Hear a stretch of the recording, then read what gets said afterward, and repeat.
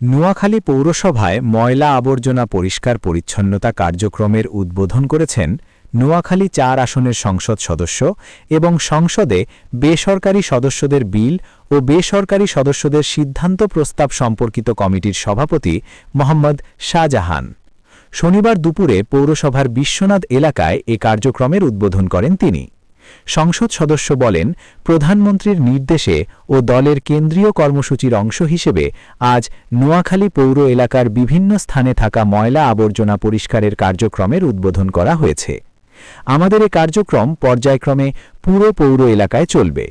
প্রতি সপ্তাহের শনিবার পৌরসভার পরিচ্ছন্নতা কর্মীদের পাশাপাশি জেলা বিএনপির নেতাকর্মীরা অংশগ্রহণ করবে।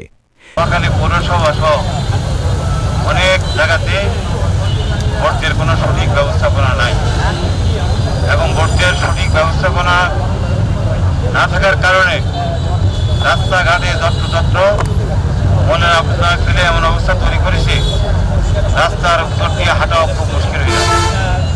এবং আমাদের নোয়াখালী পৌরসভা থেকে স্পর্শ আরও কয়েকটি স্পর্শ আমরা দেখি বিভিন্ন জায়গাতে এইভাবে ময়লা জমিয়ে একটি অস্বাস্থ্যকর পরিবেশ তৈরি হয়েছে। এবং শুধু রাস্তার উপর নয়, এই আবর্জনাগুলো আস্তে আস্তে খালে ভরাট হয়ে খাল বন্ধ হয়ে যাচ্ছে এবং পানি নষ্ট হয়ে যাচ্ছে, মশার উপদ্রব বেড়ে যাচ্ছে, রোগ বলায় বেড়ে গেছে। আজকে আমরা মনে করি যে আজকে দীর্ঘদিন স্থানীয় সরকারে জনগণের সঠিক প্রতিনিধিত্ব না থাকার কারণে স্থানীয় সরকার যে কাজগুলো করার সেই কাজগুলো সুষ্ঠুভাবে করে নাই, যার কারণে আজকে বেয়ার অবস্থা। এই চিত্র শুধু নোয়াখালী পৌরসভার নয়, সারা বাংলাদেশের চিত্র কিন্তু আজকে এরকম। তিনি আরও বলেন, বিগত বছরগুলোতে পুরো পৌর এলাকা যেন ময়লার ভাগাড়ে পরিণত হয়েছে। ময়লার কারণে প্রধান সড়কে চলাচল করা মুশকিল হয়ে পড়েছে। দুর্গন্ধে জনমনে অস্বস্তি দেখা দিয়েছে। আমাদের এই কার্যক্রমের উদ্দেশ্য পৌর এলাকাকে ময়লা আবর্জনা মুক্ত করা। এছাড়াও এ কার্যক্রমের উদ্দেশ্য ডেঙ্গু, চিকুনগুনিয়া সহ বায়ুদূষণ কারণে সংক্রমণ হয় এমন রোগ প্রতিরোধ করা।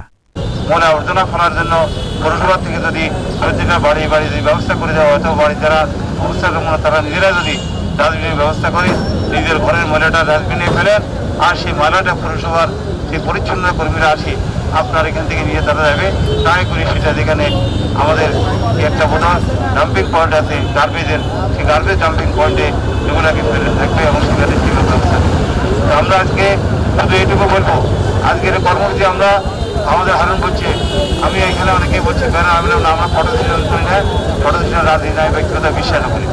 আমি মনে করি আমরা এই সুযোগ প্রচার যেন সবাই যেন জানে, এই জন্য হয়তো আপনারা যারা ক্যামেরাম্যান রাখছেন, সাংবাদিক রাখছেন, আপনাদের ধন্যবাদ দিই। আপনার মাধ্যমে আমাদের যে সমস্ত নেতা কর্মীরা যারা না তারা এই কর্মসূচিতে অবহিত হবে এবং আমাদের পৌরসভার বাইরেও আমাদের হয়তো অনেক নেতা কর্মী অবহিত হয়ে তারাও সহযোগিতার ব্যবস্থা গ্রহণ করবে। তবে আমরা যে শহরে একটা মাইকের ব্যবস্থা করবো, সেখানে বলা থাকবে, আমাদের পৌরবাসীর কাছে আবেদন থাকবে তারা যেন রাস্তার যেখানে সেখানে যেন ময়লা আবর্জনা না ফেলবে।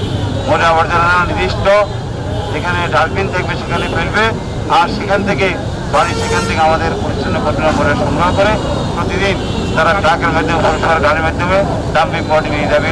এতে করে আমাদের পৌরসভা একটা পরিচ্ছন্ন পৌরসভাকে আমরা রূপান্তর করতে পারবো, স্বাস্থ্যকর পরিবেশ ফিরে আসবে, পুরো পরে থেকে আমরা জনগণকে রক্ষা করতে পারবো।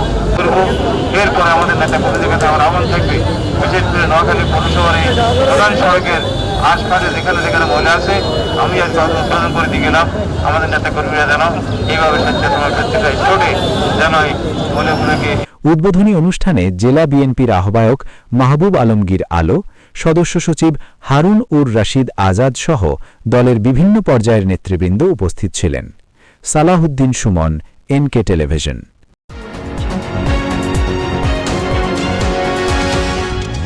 এনকে টেলিভিশন, নোয়াখালীর কথা বলে।